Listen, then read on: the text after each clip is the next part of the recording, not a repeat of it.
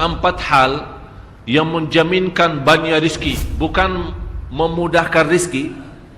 Tolong Bapak Ibu hafal. Empat hal bukan menjaminkan rizki, bukan memudahkan rizki, tidak. Empat hal mendatangkan rizki kemari. Dan empat hal bukan Allah kasih kemudahan berarti kita berjalan mencari rizki Allah kasih, tidak.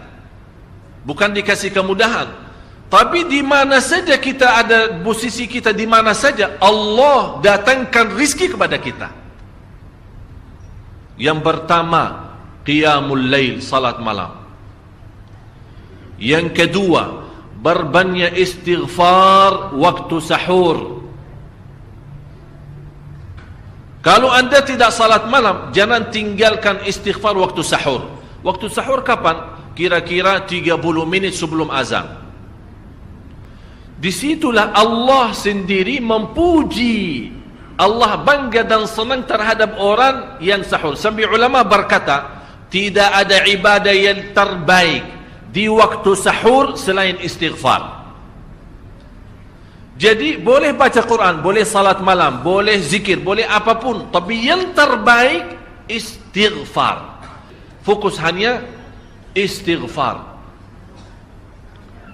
Astaghfirullah wa atubu ilaih, termasuk istighfar Allahumma anta rabbi la ilaha illa ant, yang Bapak Ibu tahu sayyidul istighfar, yang terutama, yang paling luar biasa.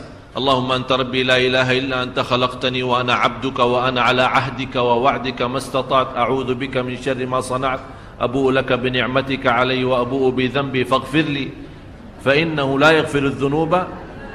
Ya Allah, kalau kita fahami doa ini luar biasa.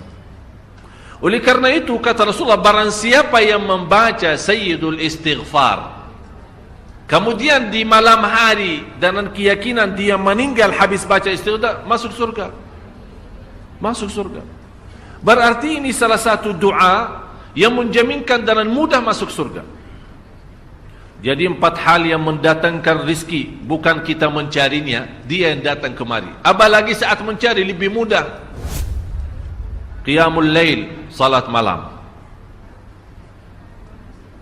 Tapi dalam bahasa, mohon maaf Bapak Ibu, dalam bahasa Arab disebut qiyamul lail, bukan salat. Tapi kalau diterjemahkan dalam bahasa kita salat. Tapi kenapa di situ qiyamul lail? Diberikan qiyamul lail, qiyam artinya berdiri, berarti lama. Saking lama berdiri dikaitkan jadi qiyamul lail. Qumil laila ya ayyuhal muzammil. Apa terus?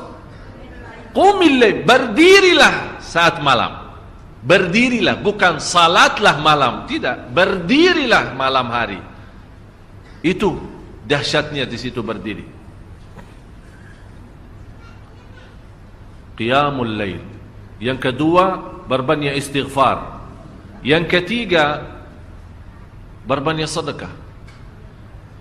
Sebenarnya bukan istilah berbanyak sedekah. Kadang-kadang orang bersedekah 100 juta, udah saya sudah bersedekah 100 juta. Bukan itu. Bukan yang dimaksud berbanyak sedekah itu dari sisi uang itu banyak atau sedikit, bukan. Yang dimaksud rahasia sedekah, ta'ahudus sedekah, istiqamah bersedekah. Istiqamah. Itu tidak menjadi masalah besar maupun kecil, itu tidak menjadi masalah. Karena bagi Allah tidak ada artinya besar maupun kecil, kita tidak memberikan kepada Allah. Karena Allah Maha Kaya. Tapi rahasia sedekah itu kita terus menerus sedekah. Siang, pagi, malam, pagi, besok, terus minggu depan.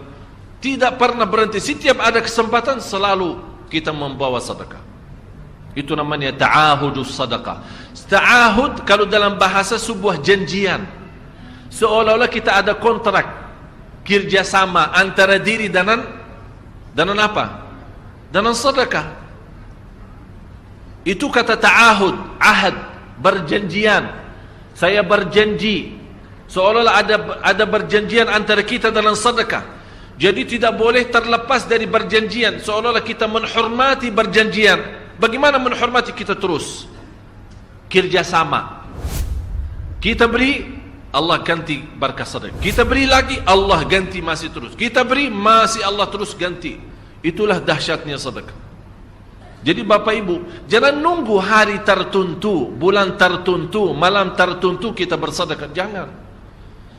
Setiap kita merasa ada berita baik, ada berita maupun ada berita buruk yang menyakiti perasaan kita, di rumah tangga kita, anak kita, suami kita, istri kita, apapun, langsung segera sedekah.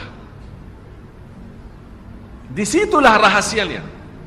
Ikatkan seolah-olah kita sudah membuat perjanjian antara diri dan sedekah. Dalam segala hal, hal senang maupun hal tidak, hal bahagia maupun hal sedih, hal bangga maupun hal lagi menghadapi kesusahan, kesulitan, selalu sehat dan sakit. Terus yang keempat, zikir, berzikir pagi hari dan sore hari. Berzikir pagi hari dan sore hari. Ini 4 hal Bapak Ibu. Berdiri malam hari, itu yang namanya tahajud, banjanya atau lamanya berdiri. Berbanyak istighfar waktu sahur. Yang ketiga, berbanyak sedekah. Sudah Bapak Ibu mengerti. Jadi istilah berbanyak sedekah bukan artinya harus banyak dari jumlah hitungannya, tidak. Yang keempat adalah berzikir di pagi hari maupun petang hari.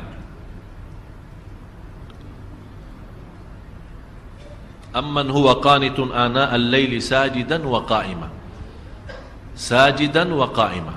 Jadi Bapak Ibu, saat kita berdiri lama, walaupun baca satu ayat, diulangi berkali-kali.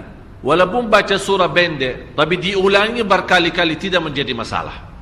Bapak Ibu hanya hafal qulhu. Qulhu dibaca 3 kali, pahalanya seperti baca Al-Quran 30 juz.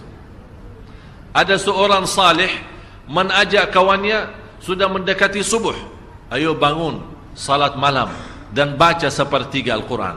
Langsung orang itu menjawab, bagaimana saya baca, sebentar lagi muazan. Bacalah qul huwallahu ahad. Salat malam dan qul huwallahu ahad. Jadi Bapak Ibu, yang saya harap, jangan susah fikir, ya Allah saya mau baca apaan. Tak usah susah fikir. Baca dan nikmati, yang penting nikmati bacaan. Walaupun qul huwallahu ahad setiap hari. Kalau kita pusing baca, Allah tidak akan pusing mendengar. Malah Allah paling senang mendengar bisikan bacaan dan bisikan doa kita malam hari. Allah paling senang mendengar bisikan doa munajat kita malam hari.